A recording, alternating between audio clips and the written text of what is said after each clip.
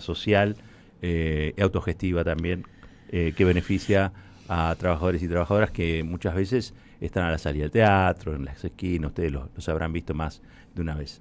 Cuando le compran la revista lo están ayudando a tener una vida más digna, indudablemente. Ahora sí, señor Marco Cittadini, soy todo oídos. Bueno, lo primero, ya que hablábamos de lo importante, y así arrancaste el programa hablando de la salud de Pablo Grillo, la familia de Pablo, escuchábamos a Fabián, están convocando una conferencia de prensa hoy a las 15 horas allí en el Hospital Ramos Mejía. 15 horas de hoy. Sí, Urquiza 609. Básicamente lo que están convocando es para contar novedades sobre la causa judicial, ¿no? que están iniciando en realidad, ¿no? Por el ataque a Pablo. ¿Puedo decir una cosita Sí. o hace muy disolvente esto? ¿No? La comisaría octava está enfrente del Hospital Ramos Mejía. Sí. En los altos de la comisaría octava está la Escuela de Inteligencia de la Policía Federal Argentina, donde se entrenan muchos de los infiltrados que después vemos en las marchas. Las paradojas de la historia, una misma geografía para casos, para la causa y para la consecuencia. Mira, dato importante. Obviamente el gobierno viene enfrentando semanas de mucha agitación popular, también por lo que pasa dentro del Congreso, y volvió a hablar Miguel Ángel Pichetto, el del apoyo crítico, el de voy pero con la peor de las ondas. Bueno, Miguel Ángel Pichetto, ese que para algunos es el futuro del peronismo, insólito, volvió a hablar. El principio de coherencia indicaba que había que acompañar, aun cuando este gobierno hace las cosas mal, porque debería haber mandado una ley, debería tener un diálogo razonable, inteligente con el Congreso, con las cámaras, para que ambas cámaras sacaran el proyecto de ley que está fijado, estipulado como requisito a partir del gobierno anterior, de que el Congreso tenía que avalar necesariamente por una ley y por las dos cámaras la autorización. Bueno, allí estaba entonces Miguel Ángel Pichetto. Hace todo mal el gobierno, pero se lo votamos igual. Lo mismo dicen los radicales, lo mismo dice la coalición cívica. Insisto, Juan Manuel López votó la ley Guzmán, Sí. y ahora votó a favor del DNU. ¿Hay contradicción ahí? Sí, claro que la hay. ¿Le va a importar a alguien? Bueno, probablemente no, salvo a nosotros. Ayer el vocero Manuel Adorni se refirió también al tema, esto de que si el DNU es efectivamente un cheque en blanco para que el gobierno negocie lo que quiera. Nosotros ya lo dijimos, que esto efectivamente no aumenta la deuda bruta del Estado Nacional. Y te recuerdo también que los acuerdos siempre son confidenciales, porque efectivamente la política económica es responsabilidad del Poder Ejecutivo Nacional, así que esto no fue un cheque en blanco, ni mucho menos. De hecho, tanto no fue un cheque en blanco que ayer el DNU lo aprobó la Cámara de Diputados. Entonces, ¿de qué cheque en blanco me estás hablando? Bueno, varias cosas para decir en relación con esto. El acuerdo con el Fondo Monetario que envió Martín Guzmán para que se discutiera en el Congreso, ese que una parte del oficialismo votó en contra, ¿no? El propio presidente de la Cámara de Diputados, Máximo Kirchner, dijo, no, yo no estoy de acuerdo con eso. Presidente de la bancada. Efectivamente, y renunció a la bancada, de hecho, claro. Y dijo, dentro de 3 años vamos a estar en el mismo lugar. Acertó. Bueno, acertó. Probablemente el mejor discurso de anteayer en la Cámara. Tenía 137 páginas. Estaba detalladísimo, digo, te gusta, no te gusta, pero te permitía disentir, aunque sea, que es lo que efectivamente pasó hasta dentro del oficialismo. Todo lo contrario de lo que pasó ayer, aguante ayer, ¿no? Donde fueron y votaron un acuerdo que no se conoce. Y no es cierto que el problema sea la confidencialidad, no es verdad, porque la verdad es que ellos mismos reconocieron que ni siquiera tienen algunos detalles, los montos y todo esto. En otro pasaje, porque... Detalle fundamental. Detalle fundamental, ¿no? Claro, claro. Se sabe el plazo de pago, se sabe la tasa, 5.63, no se sabe el monto y no se sabe el plazo de desembolso, cómo va a ser. Bueno, Adorni siguió hablando porque además hay gran escándalo con Martín Menem, ya que lo nombrábamos a Máximo Kirchner hace una semana y pico. se acercó al estrado donde estaba Martín Menem cuando acababa de suspender una sesión que tenía quórum, y le decía: tenés que renunciar a la presidencia, no estás haciendo bien tu trabajo. Bueno, aparentemente para Adorni es exactamente todo lo contrario. Lo de Martín Menem es antológico, digamos. Martín Menem está batallando contra un esquema contra una Cámara que es muy compleja y donde ha logrado cuestiones increíbles que haya logrado. Y lo cierto es que esto, hago un paréntesis, corre por mi cuenta. Es sin dudas, o se lo va a recordar sin dudas, como uno de los mejores presidentes de la Cámara de Diputados que ha tenido la historia argentina, al margen de mi afecto personal. Y la verdad es que es muy difícil convivir con personas que te insultan, con personas que no cumplen con el reglamento, o personas con quienes sus discursos son de netamente carácter político y que nada tenían que ver con lo que se estaba discutiendo en la Cámara. Bueno, ahí está entonces Manuel Adorni.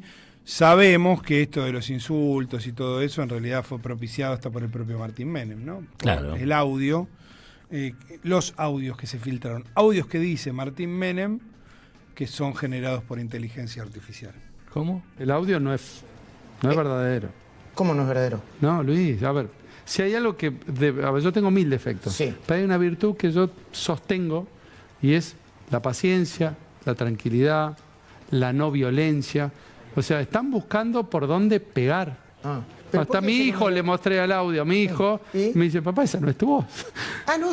No. Pero hay un montón de audios. No solamente hay ignorancia. audios, no solamente hay audios, hay videos. Hay mucha inteligencia artificial atrás. Esa no es... A ver, el que me conoce sabe que lo único que no quiero es tener problemas adentro del recinto. Okay. Entonces, digo, ya empezaron la semana ya pasada con los gastos de catering de la Cámara. Yo le quiero recordar a los que están con ese tipo de operetas, literal, totalmente, gastamos un 70% menos en catering. Bueno, se fue por el lado del catering, qué sé yo. Es muy difícil cuando un gobierno miente aviesamente, ¿no? El audio es real y sabemos además quién lo filtró, sabemos absolutamente todo, digo, sabemos quién lo filtró y a quién se lo pasó. Claro. Digo, hemos conversado con algunos de los protagonistas y además, por si esto no alcanzara, Marcela Pagano en la Cámara de Diputados dijo que el audio era real. Claro. Qué descarado, ¿no? Qué descarado. Echarle la culpa a la inteligencia artificial, pobre inteligencia artificial. Pero son así, son. La otra vez inventaron toda una escena para levantar la sesión, ¿te acordás? Bueno, claro, y la levantaron. Claro, que era una sesión para derogar las facultades discrecionales, ¿no? Efectivamente. Y armaron un show con este Sago. Son todos grandes comediantes. Recordemos que Milei trabajó con Nito Artaza. Ahora creo que Nito Artaza está con Rebord, ¿no? En Blender. Pero digo, trabajó con Nito Artaza. Lemoyne es una cosplayer. Hizo, no sé si la viste, Rebord regalando, creo que milanesa a los gendarmes. Sí. Una cosa... Sí, pensé que eran facturas. No, y hacen todo eso y se hacen filmar. Bueno, gente que vive, evidentemente, en una realidad paralela que no es la de la verdad, de la mayoría, ¿no? Efectivamente. Bueno, hablábamos de este escándalo con Marcela Pagano también. De vuelta, ahí lo que hay es una interna entre Santiago Caputo, que banca a Marcela Pagano, y Martín Menem, Lule Menem y Karina Milei, una disputa de poder básica dentro de la libertad de avance. Eso significa que está todo roto, ¿no? Después todos votan a favor del fondo. Pero Lisandro Almirón es ese diputado correntino que empujó a Oscar Sago hace una semana y pico para que se levante de su banca, sí, para que no diera quórum. Es el mismo que anteayer le propuso darle un pico.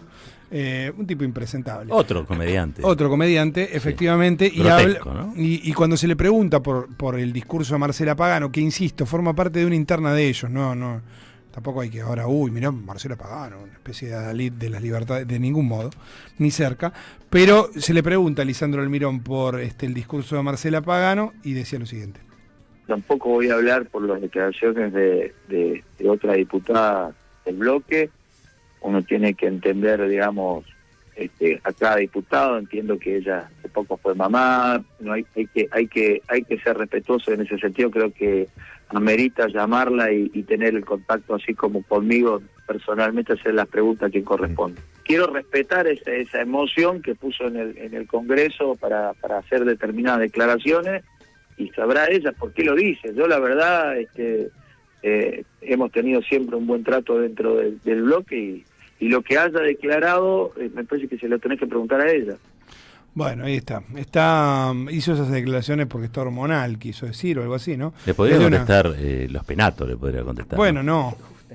Bueno, pero, no lo hacen, pero digo, lo que acaba de decir este señor es una barbaridad. Es una misoginia como pocas veces se ha visto. Espantosa, es violencia simbólica contra las mujeres. Yo la verdad es que considero que buena parte de lo que hace este gobierno es muy malo, pero de las cosas peores es haber reinstalado el machismo como moneda de curso legal en la Argentina, digamos, ¿no? Efectivamente. Marcela Pagano le contestó. Yo respeto mucho los tiempos de la televisión, pero déjame decirte una sola cosa sobre la expresión del diputado Almirón. Si está tan preocupado sobre mi maternidad, me hubiese gustado que estuviese preocupado cuando estaba embarazada, porque ellos mismos filtraron algo que yo ni siquiera se lo había contado a mi familia, que yo tenía un embarazo de riesgo. ¿En serio? Claro, sí, yo tuve una disputa legal con la política online porque solamente un certificado médico dentro del Congreso tenía eso. Entonces, cuando me hostigaron, me acosaron y me apretaron, básicamente, y yo termino internada. ¿Por qué termino tantos días internada? Pues yo estaba embarazada y no lo sabía nadie. Era un embarazo que yo tenía que esperar para ver cómo seguían.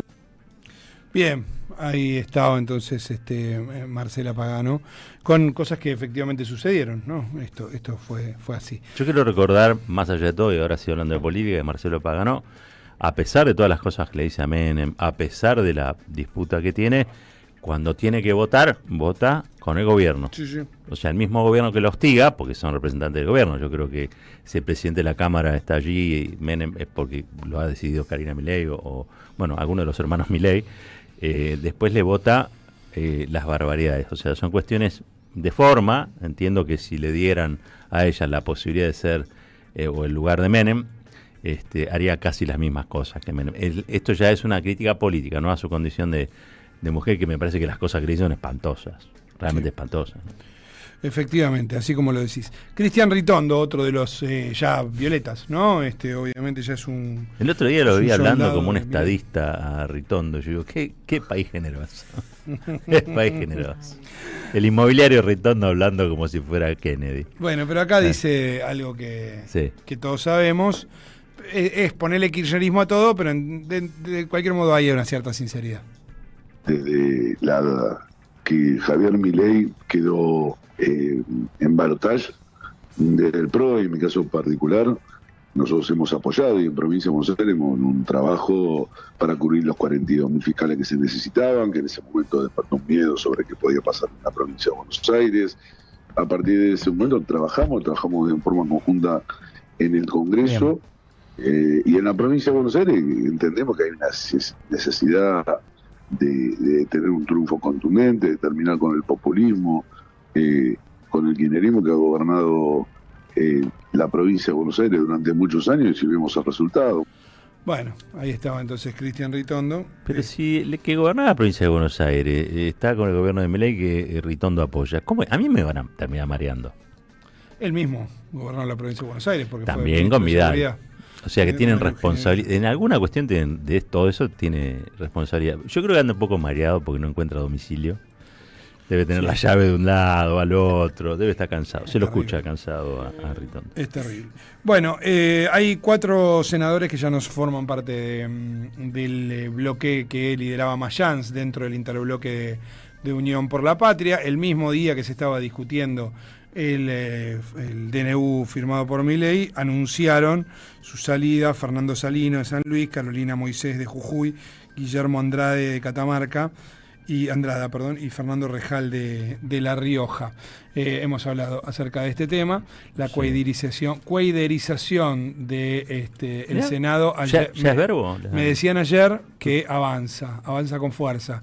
Alguno de ellos, me consta, muy crítico con estructuras partidarias, pero cuando conversás y rascás un poco, lo que hay es claramente un entendimiento con Guillermo Francos. Sí, claro. De hecho, fue el propio Guillermo Francos el que casi anunció esto, a pesar de que el anuncio había sido hecho de modo institucional, el vocero de estos 4 senadores, algunos que representan a Catamarca y a La Rioja, siguen siendo peronistas, ¿no? Esas provincias. Bueno. El vocero fue Guillermo Francos, escúchalo.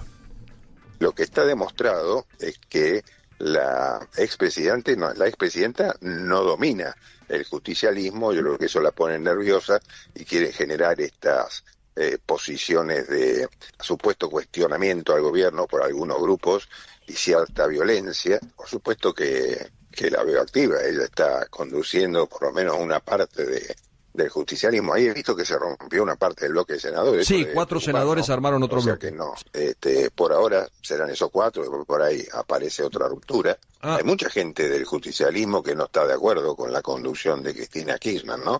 Y veo que se están sucediendo este tipo de hechos porque creo que hay mucha gente que no está conforme con su conducción política y esto va a generar seguramente ruptura. Bueno, ahí está entonces, insisto yo, vos podés no estar conforme con una cantidad de cosas, romper es otra historia, y más cuando es bastante evidente que estás en diálogo con la Casa Rosada. Bueno, viste que algunos habían viajado con Karina Milei, creo que a Canadá, ¿no? Sí. A una cumbre minera. Creo que son los grupos mineros los que ordenan la política en ciertas provincias, como actividad primordial, digamos, ¿no? Que son importantes para las provincias. Son todas provincias mineras. Claro. San Luis en menor medida, pero Jujuy, Catamarca y La Rioja, ¿no? Pero esto que no deja de ser un partido provincial que tiene que resolver, ¿no? Porque parece que funcionan como partidos provinciales, que tienen que resolver su economía, deja de lado el proyecto nacional. ¿Ustedes creen que desde los partidos provinciales o desde el provincialismo, no desde un concepto nacional, se va a derrotar a Milei? Yo creo que en realidad muchos de esos son los que por lo bajo y a veces ahora ya se animan directamente. Ayer le escuchaba a Carolina Moisés hablando mal de la conducción de Cristina. Otros le dicen que Cristina dirige una secta, o que aceptó dirigir la parte y olvidarse del conjunto, o que Quintela reacciona así porque lo pisoteó. Yo te digo la verdad, lo único que están haciendo es defender, muchachos, los negocios de su provincia. Me parece bien, tiene lógica eso, pero no se metan con Cristina. Si quieren ser lo que sea en relación a las mineras, si su pueblo los deja, los reelige, no importa que contaminen el agua o lo que sea, bueno, ese es el problema de ustedes.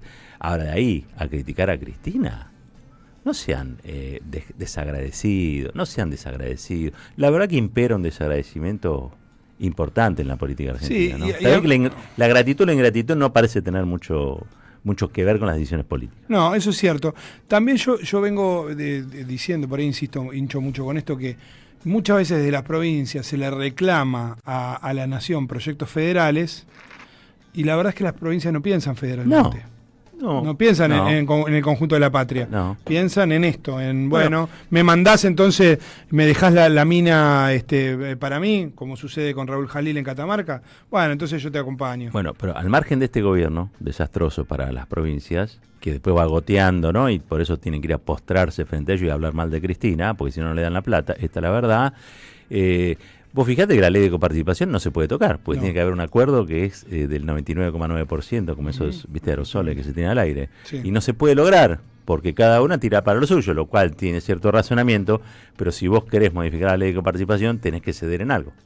O sea, algunos ceden y otros no quieren, y por eso no se logra el entendimiento. Entonces ese es un problema derivado de ese provincialismo, que puede sonar bien a los oídos de ciertos votantes de esas provincias, pero que para el proyecto nacional es un desastre. Y hasta donde yo entiendo, el peronismo es un proyecto nacional. No es un conjunto, una concertación de partidos provinciales como se ha convertido el radicalismo. Efectivamente. ¿No? Che, tengo que decir algo. Primero que nada, quiero saludar a Demetrio Gramain, poeta. Le mando un gran abrazo en este día. Me avisa que las madres este lunes, las madres de Plaza de Mayo, línea EVE, este lunes van a estar convocando aquí a la sede de Irigoyen, Hipólito Yrigoyen 1584. La hora de la concentración dice es a las 14. Y la consigna de este año de las Madres de Plaza de Mayo, escuchen bien, es libertad y revolución son nuestras, fuera gobierno estafador. 14 horas, las madres convocan allí a la sede Hipólito Yrigoyen de la asociación, Hipólito Yrigoyen 1584, después todos a Plaza de Mayo. Todos a Plaza de Mayo, esa es la idea. Ahora sí. Axel Kicillof también habló ayer, el gobernador de la provincia de... Ayer estuvo en Martín García. El gobernador. Estuvo en Martín García, estuvo en Bahía Blanca. Sí. No sé cómo hizo. En el mismo día estaba en distintos lugares. Bueno, escuchémoslo. ¿Tendrá dobles como Luis Miguel? Les digo por mi experiencia, les digo por la historia, nunca que vino el Fondo Monetario Internacional y que le pedimos la guita al fondo, le llegó ni un solo mango al que más necesita, a nuestra industria nacional. No se creó un solo puesto de trabajo, no se abrió una sola industria. El Fondo Monetario Internacional ha servido siempre para condicionar las políticas de nuestro país y llevarnos al fracaso. Y al mismo tiempo había que votar para darle unos mangos más a los jubilados y ahí se levantaron y se fueron. Es un gobierno que endeuda al país, que apoya la fuga, pero que no le da un peso a los jubilados y jubiladas de la Argentina. Bueno, ahí estaba, ¿no? El gobernador de la provincia. Óptima declaración. Y sí, efectivamente. Creo que en uno de estos dos lugares fue hecha la declaración. Hay que decir, fue a Bahía Blanca nuevamente, sí, para ver cómo marchan las obras. Allí sigue trabajando muchísima gente, y bueno, es todo un detalle que haya vuelto. Pues fíjate todo lo que le cuesta ir a Milei, tiene que pedirle a Cristina que vaya a Milei. En este caso, bueno, Axel volvió. Y después estuvo Martín García, pues se cumplía cierto aniversario de Martín García, no lo tengo tan presente ahora, kilómetro cero del peronismo, ¿no? Ustedes saben, porque está el kilómetro cero, algunos dicen que es Berisso, Ensenada, y otros que dicen, no, el 17 de octubre empieza Martín García. Depende de dónde empieces a ver la regla, ¿no? Digo, ahorita la regla que vos tenés de 0 a 1 metro, bueno, ¿dónde querés empezar a ver la regla? 211 aniversario de la isla Martín García. Está antes que todo, lugar donde fueron presos todos los presidentes, pero aparte uno de los lugares que compartimos con Uruguay, frontera que compartimos con Uruguay, mitad, ¿no? Porque mitad de la isla es... Sí. Hay un lugar que saltás de acá, estás en Uruguay, saltás de acá, estás en... Claro, es una administración... Frontera seca. Exacto. Frontera seca. Bien, José Luis Espert, con el affair de anteayer a la noche y ayer a la mañana, ¿no? Esto de que me hackearon la cuenta y volvió a promocionar una estafa al estilo Libra. En realidad se llamaba Libra versión 2. El texto era casi idéntico al que había utilizado el presidente en aquel momento. La diferencia es que el argumento posterior es distinto. Bueno, la repercusión fue distinta. Llegó a $128.000. El movimiento muy inferior al de Libra cuando la promocionó el presidente, que fue $150 millones. Mueve menos Espert. Mueve menos Espert, duró menos el tiempo, el momento de la estafa, hasta que él dijo que lo habían hackeado. Hay un par de dudas. Primero hay ya una presentación judicial para que María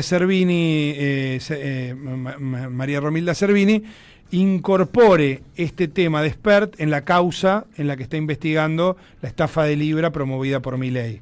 De hecho, ayer tuvo la jueza en ese sentido un pedido de la Cámara, que es que también incorpore como querellantes a los damnificados argentinos, que la jueza no quería, los tiene que incorporar. Ella decía, primero tenemos que el fiscal Tayano investigar si efectivamente fue una estafa, y la Cámara le dijo no. Los damnificados se presentan y tienen derechos ellos también a ser querellantes mientras se averigua que hay una estafa. Bueno, lo de Espert se pidió que se incorpore a esa causa también. Hay un par de motivos. Digo, él dice que lo hackearon efectivamente, hubo una conducta errática de la cuenta, pero dos cosas. La primera, que él tiene doble autenticación, como muchas de las cuentas que son de funcionarios públicos. Es muy difícil de hackear una cuenta así. Imposible no, pero es muy difícil de hackear. La segunda, que recuerda un poco a lo del músico norteamericano Kanye West, el productor musical muy famoso, que contó mucho antes de estas estafas que a él le ofrecieron hacer una de estas estafas, que lo que le decían era, vos promocionala, tenela 2-3 horas a la promoción, después nosotros la hacemos caer, lo mismo que pasó con Milei, y después de todo eso vos decís que te hackearon la cuenta. Sí. Bueno. Es raro. Es raro. Lo cierto es que... Espert es raro. Espert es raro. Lo cierto es que dice, porque hubo 3, ¿viste? Una que se llamaba Libra, versión 2, otra que se llamaba Argentina y otra que se llamaba Bala. Sí. ¿No? Que es una de las palabras favoritas de José Luis Espert. Escuchémoslo al diputado presidente de la Comisión de Presupuesto. Hola, me hackearon la cuenta de Twitter, claramente con fines políticos. ¿Por qué no se van un poco a la mierda? Se creen que van a parar el avance de las ideas de la libertad, pero de ninguna manera van a parar esto. Miren, en este año electoral estoy preparado para todas las campañas sucias que quieran.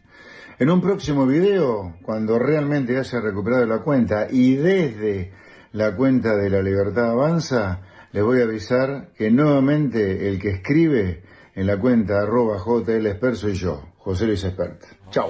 Bueno, ahí estaba. Entonces, chau, Espert, chau. Espert, anunciando que le hackearon y que yo. Ayer hubo una noticia muy importante porque la justicia brasileña ratificó la condena de Juan D'Artés por violación, ¿sí? Un dato que, como digo, es importante. Fuerte, muy bien. Efectivamente, recordemos que en junio del año pasado, el Tribunal Regional Federal de San Pablo había sentenciado a D'Artés a la pena de 6 años bajo un régimen semiabierto. Bueno, ahora se ratifica entonces en un tribunal de alzada nuevamente esta condena. Tiene 15 días para apelar la decisión el actor que vive allá ante el Tribunal Superior de Justicia o al Supremo Tribunal Federal, ¿sí? Sí. Pero todo indica que marcha a ser condenado, insisto, 6 años que va a tener que cumplir en un régimen semiabierto. O sea, puede trabajar, puede salir, pero tiene que volver a la prisión. Hay que ver la cantidad de tiempo que se le da en función de... Pensé que se había ido allá porque no había... extradición.